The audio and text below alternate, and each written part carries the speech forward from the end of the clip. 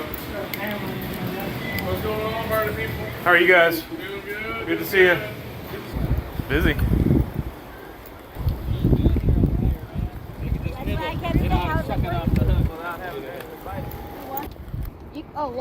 Here's the fish right there. Come on. Hello, flashbackers. What are those needles? Today we're going to go on another adventure that seeks to get closer to the water. But we aren't going to get in the water, just over it.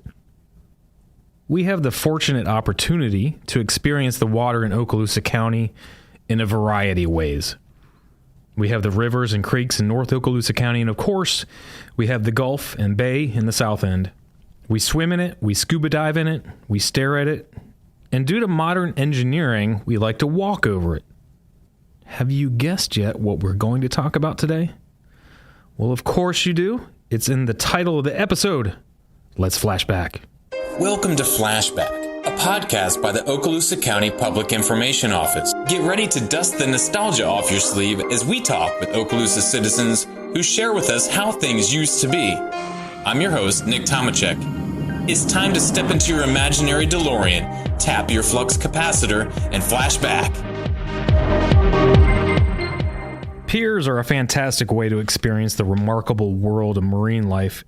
And for the people watchers out there, a great way to observe anglers and beachgoers experiencing this fascinating world. If you think about it, the idea of a pier is amazing.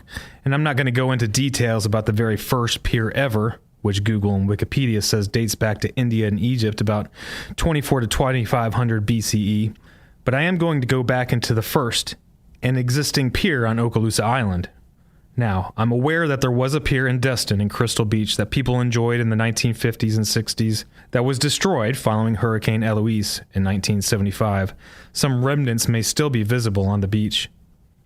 Today, I want to focus on Okaloosa Island due to the size and immediacy of its presence and how it shapes our landscape in the county. First, the question. Can you guess how many piers we have had on the island? And that's not counting the multiple repairs on the pier due to storms. We have had 3 piers, dating back to the 1930s until our present day. Each pier, you will learn, has encountered an ever-present threat to its existence. Yes, you guessed it, nature. Do you know why? Because nature doesn't care, y'all. Let's go back to the first pier. Thanks to multiple contacts in the county, I found the first pier was at Tower Beach. Tower Beach was a recreational beach area on the Gulf, about where the Breakers condominium is now on Santa Rosa Boulevard, west of our current pier. According to photos and a post on the Fort Walton Beach What We Did Facebook page, the first pier was built out of wood and opened in 1932. And visitors could take a ferry from Camp Walton, aka Fort Walton Beach, across the Santa Rosa Sound. This was before the Brooks Bridge was built. I found one article that said the original pier was constructed by President Roosevelt's Federal Emergency Relief Administration. It was during the Great Depression. Thomas Brooks managed cottages and apartments on the beach with listing prices ranging from $5 to $6 a day on the beach. $5 to $6 a day. Room rates in the summer right now, existing room rates on condos are between $200 and $500 a day. Photos of Tower Beach show a sign over a road welcoming people to the Tower Beach. As they made their way to the beach, they would see cottages and apartments, as I talked about, and a pier with a 90-foot viewing tower at the base. It was then known as the Fort Walton Pier. In 1933, the first Brooks Bridge was beginning to be built, and during a ceremony for the installation of the first piling of the bridge, the Women's Club of Fort Walton Beach was tasked with organizing a fish fry at the pier with 1,000 pounds of fresh fish. This article from that period describes that party. 1,000 pounds of fish will be prepared by Fiddlin' Brown, well-known Gulf coastal poet who is proprietor of the Palace of Tranquility on the Fort Walton Pier. I'm assuming the Palace of Tranquility was a restaurant gathering place. A 1948 photo shows soldiers fishing on the pier, and it still shows the cottages from Tower Beach in the background. A few wooden slates on the pier are missing, and it's April, but the soldiers have coats on and their collars are up as if it's cold. This pier, like many piers, lost its life not long after that in a storm, and I was not able to find evidence of it being rebuilt at that location. I did, however, find the resurrection of a pier at a different location on Okaloosa Island known as Wayside Park. The Wayside Pier was built east of the current pier, near where the island resort is located.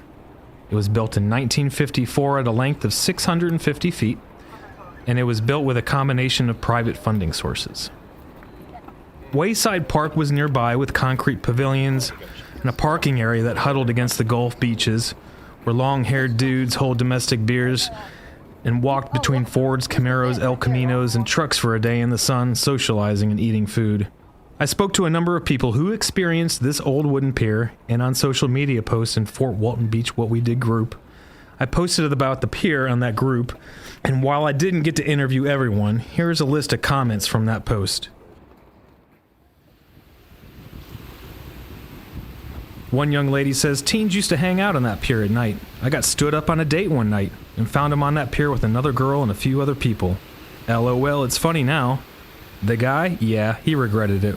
Why am I telling you all this story? Because every time I see a picture of that pier, it automatically calls up that fateful night. I don't have a clue where that guy is today. And she has a laughing emoji. And one commenter says, I jumped off the pier once when a hurricane was approaching and all the surfers were jumping off to get further out in the water quicker. I was not a surfer. Just thought, why not do it? Well, I'd not suggest that. Another commenter says, I surfed that pier when I was young and it was so fun to shoot through it. I assume the pilings. Another commenter says, hard to forget. It swayed when you walked on it.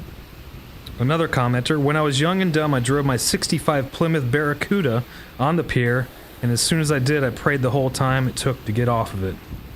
And another, I met my first love there in 1968. I was 13 going on 14 years old on the old wooden Okaloosa Island pier. And then another says, I remember that pier, spent a lot of my younger years on fishing with my dad and his friends on it before they built the cement pier. Would at times get splinters in our feet or hands on that pier. I will say that this area looks nothing like it did back in the early 70s and 80s. I miss all the small round watermelons we would find growing wild on the side of the road and among the seagrass all over the island and Destin. So much has changed in just a half century here. So many memories, too many of a time we shall never see again. Wow, that's cool. Watermelons. Anybody see any watermelons on the island lately? I was able to interview a number of people who remember spending time on the old wooden pier. Here's Rick Horde remembering his time on it. Boy, do I ever remember that pier. Really? What do you remember about it? When I was very little, and, my dad was military and we were moving around, but we'd come to Fort Walton, and the kids would get to stay with the grandparents most every summer, all summer. And that was one of the things we'd do every year is my grandfather would take us to the old wooden pier, and that was an adventure at the time. I mean, the sand dunes and the oyster shell parking lot, and I remember all that kind of stuff. No amenities, you just walk out on the pier. Mm-hmm. I don't remember if there was a place where you had to pay. I don't think so. But at that age, that wouldn't be my problem. Right. There might have been a little bait and tackle shack or something like that, I think.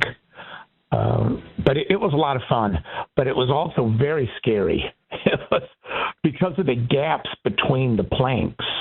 Yeah. When you're 4 or 5 years old, those gaps, which are probably just a couple inches, they seemed very threatening. And I remember walking out on the pier, and while we were walking, I was always looking at my feet to make sure I didn't fall through the cracks. I was born in 1957, so this would have been early 1960s. Okay. And there wasn't a whole lot around. I mean, it was paradise. It absolutely was.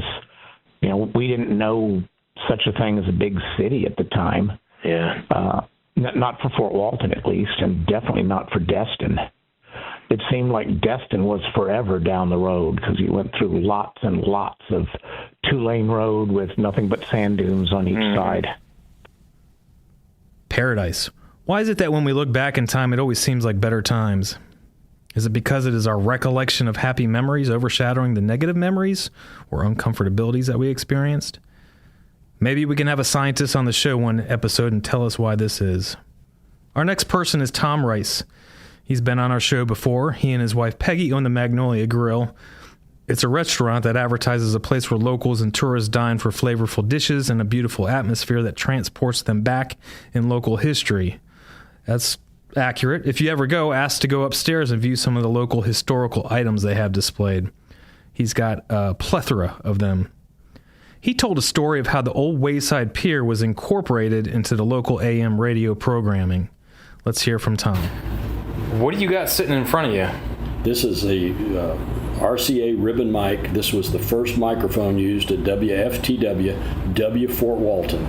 This was our first radio station, opened in the early 50s in Fort Walton Beach, high atop the beautiful Staff's restaurant in a space of about 12 by 12, this very small little square footage, upstairs above what is now Dosey's Dock. Yeah. It was a small radio station, and they went on the air.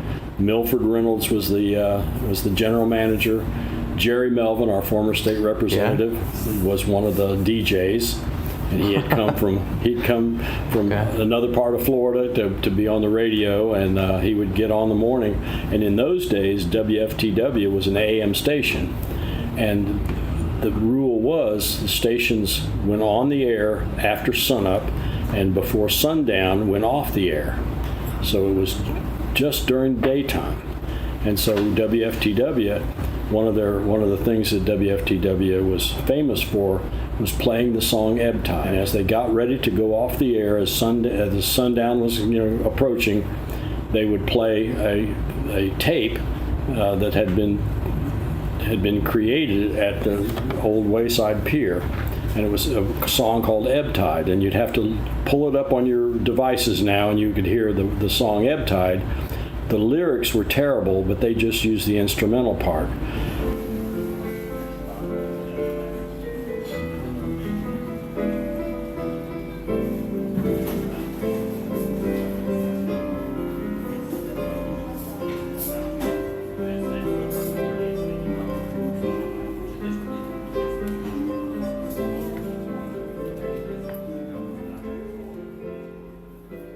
We use that here at the Magnolia Grill as the closing song for our piano player at night. So I will always ask Dr. David Ott or Brandon, do you know Ebb Tide? And that means they cut right into this song that closes off the piano playing for the evening.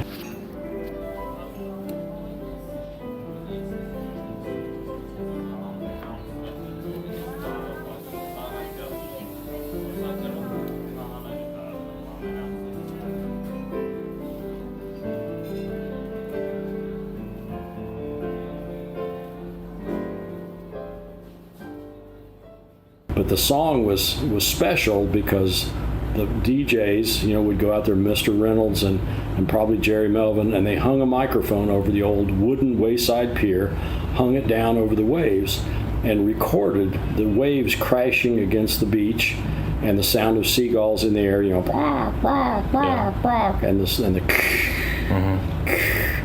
the words were, this concludes another day of broadcasting at the beautiful Fort Walton Beach, WFTW. As we go off the air, we hear the songs in, and the sun goes over the yard,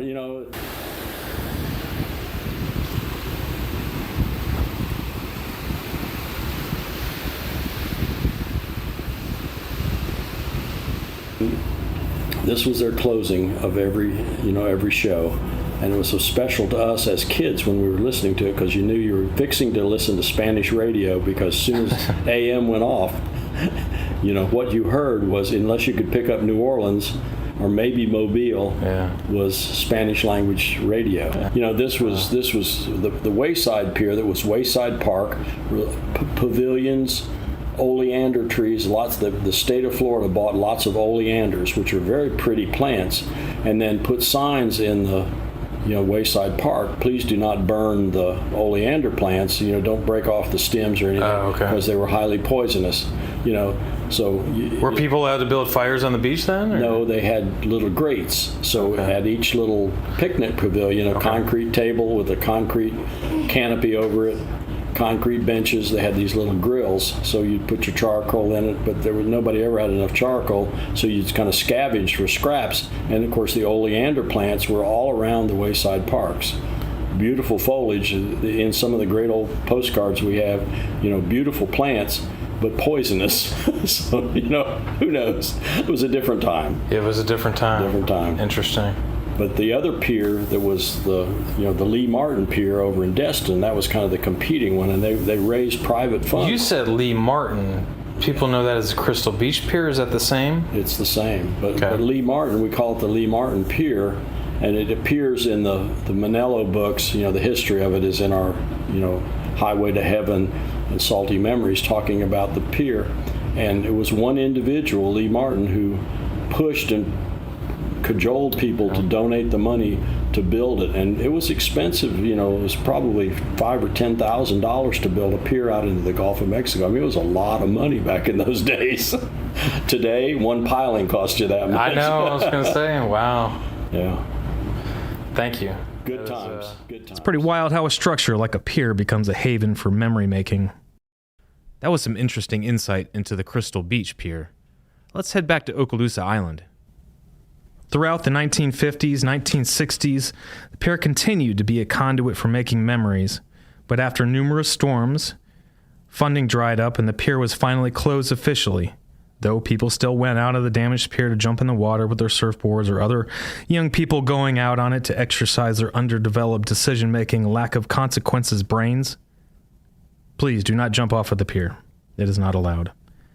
The city of Fort Walton Beach at that time considered purchasing the pier to make improvements, but were told that the pier, because it didn't exist within the city, they couldn't buy it. And in 1970, the FDOT deemed the pier unfit and ordered it removed along with the pilings. Enter Dr. Gerald Hollingsworth, or Jerry as many people call him. He was the chairman of the Okaloosa Island Authority at that time, and he had an idea. I'll let him tell the story. Tell me a little bit about your role with the Okaloosa Island Authority, and I guess how the pier came to be.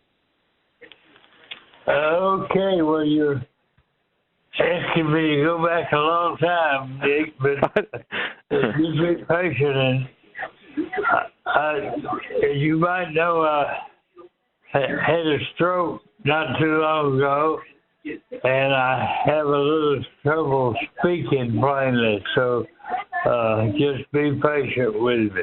Sure. Nick, I was appointed to the Okaloosa Island Authority by Governor Askew. So I was chairman of the Okaloosa Island Authority for 8 years. The Okaloosa Island Authority was a kind of a semi-government authority. We had the ability city council would do for a city as far as making improvements and enforcing rules and regulations. Our sole means of income, however, we weren't given the authority to impose taxes.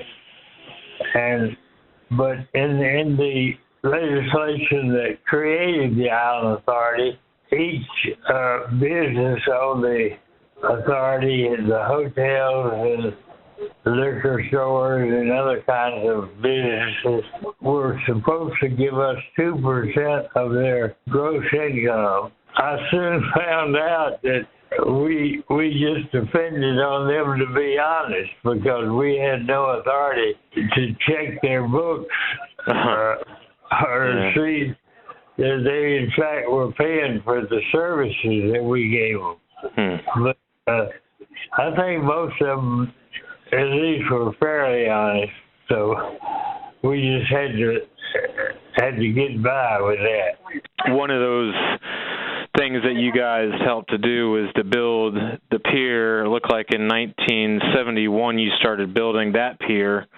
What was the impetus for building that? What happened to the old one at Wayside?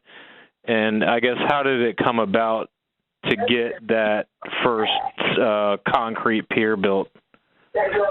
Well, at that time, I had a house on Navarre Beach, and they had a much nicer pier that I enjoyed going out and fishing on, and just going out and watching the dolphins swim around. And I talked to our architectural firm that Roy Ricks at the time was a member of Ricks and Stokes and Kendrick, the architectural firm we had as consultants.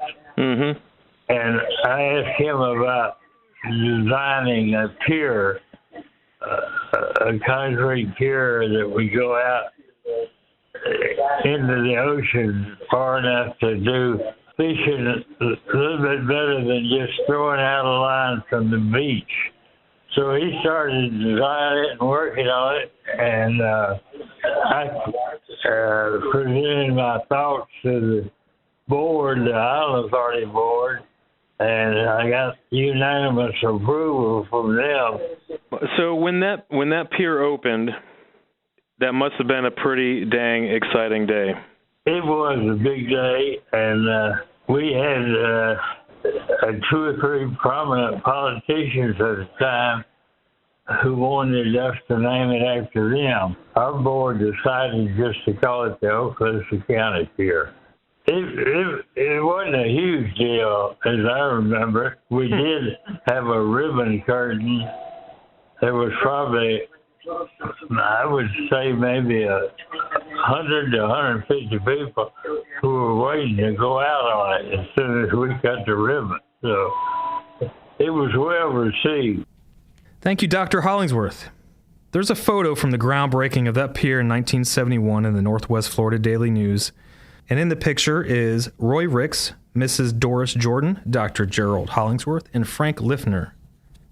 The sign says, "This pier is being constructed for Okaloosa Island Authority in cooperation with the Bureau of Outdoor Recreation, U.S. Department of Interior, and Florida Department of Natural Resources Division of Recreation and Parks." My goodness. So it's Hollingsworth holding a hammer pointing at that sign, and a bulldozer could be seen in the background, and it looks like the Gulf area is adjacent to that.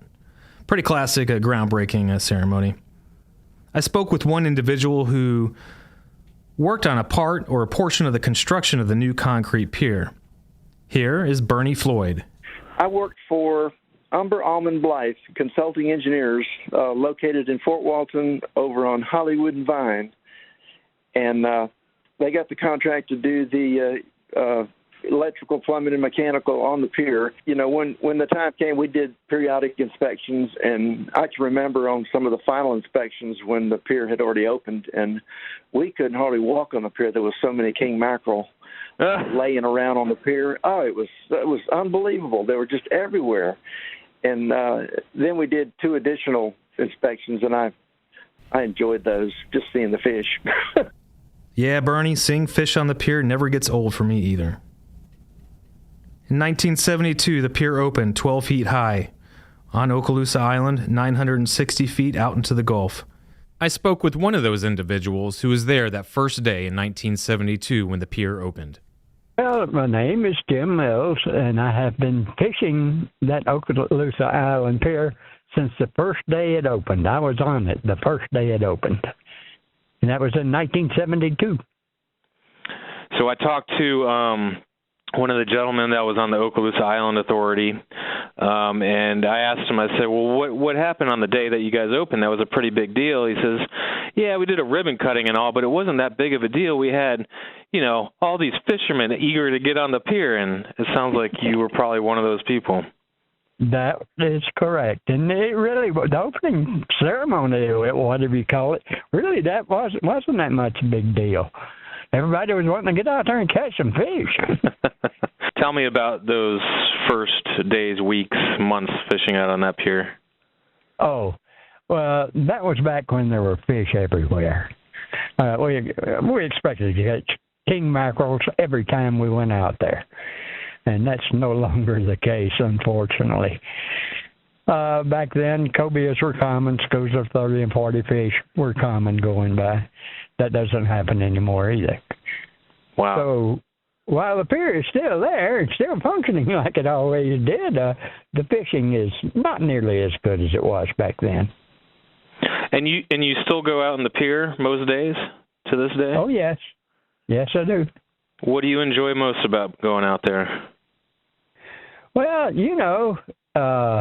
know a lot of the old regulars that are out there, and socializing with them is really just as important as catching the fish. Yeah. What's your recollection of the previous pier, the old wooden pier that was by the Ramada? I guess it was built in '54 with a variety of funding sources, private money. Were you fishing on that one too? I certainly was. I caught my first cobia off of that pier in 1964. It only went out about as far as it is out to that lifeguard station on our pier now. Okay. It wasn't. I don't think it was half as long as our pier is now. But we caught a lot of fish off of that old pier. Thank you, Jim. Not long after the new pier, the cement pier, opened, the state decided it wasn't proper for leaseholders to pay certain taxes, and they dissolved the Okaloosa Island Authority. In Okaloosa County, Board of County Commissioners took ownership of the pier. Now, moving on in the timeline, you'll find a common theme I mentioned earlier. Remember when I said nature didn't care? In 1975, August, pier extension added 300 feet, extending it to 1,261 feet. In 1975, also, Hurricane Eloise caused $500,000 in damage to the new extension. It was repaired. In 1979, Hurricane Frederick damaged the pier extension again. And in 1981, the pier extension was repaired for $500,000. Pier was redesigned with gratings that could be removed to minimize wave stress. And guess what? 1985, after Hurricane Elena, the extension to the pier again was damaged. I found a Daily News file photo that shows a gentleman by the name of Howard Kelly, a welder with the Okaloosa County Building Department, shown crossing the bridge as he and other county workers built across the gap in the Okaloosa Island Pier. A 65-foot piece of pier tumbled into the Gulf in August 1985 when Hurricane Elena passed by. County commissioners decided to let the building department fix the structure with a steel bridge instead of spending thousands of dollars more on concrete. Moving right along, 1995. Some of you may remember this one. Hurricane Opal substantially damaged the pier. A Pensacola News-Journal story at that time called it the Fort Walton Pier and noted that following the destruction in 1995, it was rebuilt for $3.4 million and reopened in 1999 with a fishing fee of $6.50. That fishing fee was a controversial thing and ended up in the newspapers a lot. Every now and then when a new pier was repaired or what, it was a lot of times the fee was increased. And while every time people complained about the fees going up, the pier still continued to thrive. But whether it was the Fort Walton Pier or the Okaloosa Island Fishing Pier, this pier, the newly repaired pier, has remained, except without the octagon viewing structure and about as long as the original pier with extension. I know the length because our current pier manager, Eric Brown, walked it and measured it from the back door of Angler's Beachside Grill to the front fence of the octagon where people fish off of. Our current pier is 1,270 feet from those two locations. And she remains. I met with Eric one day on the pier. Here's Eric. We're known as, we're a mackerel pier in the spring and fall. We catch a lot of big king mackerel out here. And in the summer months, like right now in June, it's prime tarpon run. That's what all these kids are out here chasing is look for those big tarpon. They call them silver kings for a reason. They can be massive. I think the biggest one we hooked out here is up to 200 pounds. The kids love to work them and fight them up to the beach and get in the water with them because you can't take them out of the water. It's pretty much the big thing that everybody's out there. Of course, we have in the summer months, we do see our cobia migration from the spring into the summer. The tiger sharks show up and the cobia follow the tiger sharks. Last year in 2024, we caught almost 80 cobia off this pier, which is more than, to my knowledge, the fleet caught. I may be wrong on that, but a lot of the fish were over 50, 60 pounds every day, routinely. One day we caught 8 in one day, which was pretty cool. The kids like to look for the tarpon. I walk down the west side and look for the tigers and look for the cobia on their backs. That's what I do. That's what a lot of the old-timer locals will be looking for as well. What else can people see when they come out here? Man, you don't have to be a fisherman to come out here, right? You don't have to be a fisherman to come out here, man. The sunsets, especially, and sunrises, especially in the winter months, January, February, March, amazing because it's over the water. When you get in the summer months, it's kind of over the building. Still got the beautiful glow, but it's still kind of cool. The sunset. We actually call the 5 o'clock to 7 o'clock hour sunset rush here. It does get a little crowded in the evenings out here during that time. We see other wildlife, sea turtles. We've seen every major species of sea turtles, from loggerhead to Kempsworthy to leatherback, all of them. Greens, we see them all. Sometimes that does happen to where the turtles do have that conflict with fishermen, but the Gulfarium is pretty prompt. They have a team that sits out here every day that rescues the sea turtles if that happens. There's also signs for the hotline that you can call if you do have a sea turtle get entangled or hooked by accident. They come over, they'll rescue them, they'll take them next door and rehabilitate them. Pretty cool. And aircraft too, right? Oh, aircraft, man. You got them Freedom Birds flying over daily. It's really cool. You see the F-35s, F-15s, F-16s fly over. Also, sometimes Hurlburt will fly over with the Ospreys, and they'll be really low. You'll see them sitting on the back, the Special Forces, which is pretty cool. They got them little green lights on the propeller. At night, it's awesome to see that. From the military out here going through to the wildlife, we've been seeing more manatees every year than we've ever seen. Yeah. Especially from like November into January. I guess they're all migrating towards the springs of Florida. We saw 5 or 6 this week alone that were going that direction as well, which I don't know where he's going, but it's still pretty cool to see the manatees. But the wildlife and then the devil rays in the winter, they come out here, they'll be jumping, going down the beach. And since at least I've been taking over management in 2020, we want to lean on a more conservation angle. Doing our best to enforce all the fishing regulations and ethical fishing methods and practices out here. We don't allow people to throw cast nets because we don't want them to get entangled on the pier and be a hazard to marine life. That's a big thing. And also our pier cleanup dives. Yeah. I'm safe to say we're the cleanest pier on the Gulf Coast, to my knowledge. And a lot of the divers have dove all of them.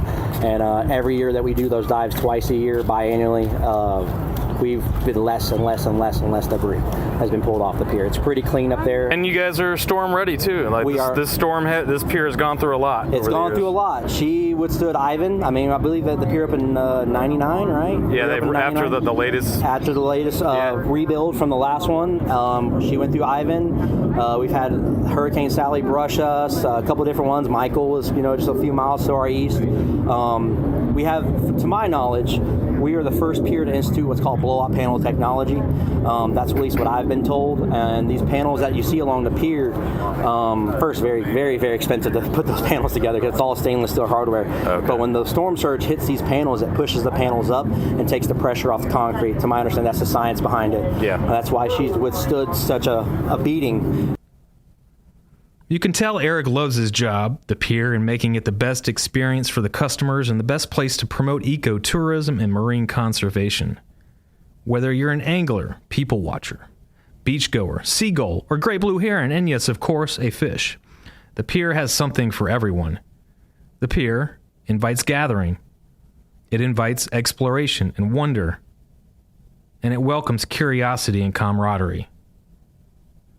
We don't know the future and if she can live another 26 years without serious injury, but we do know we will always love our pier and cherish the memories made. This episode was written and edited by me. Our theme music is by Jason Shaw on audionautics.com. Special thanks to our guests, Dr. Gerald Hollingsworth, Rick Horde, Tom Rice, Bernie Floyd, Jim Mills, and Eric Brown. Thanks for listening, and I'll see you around town.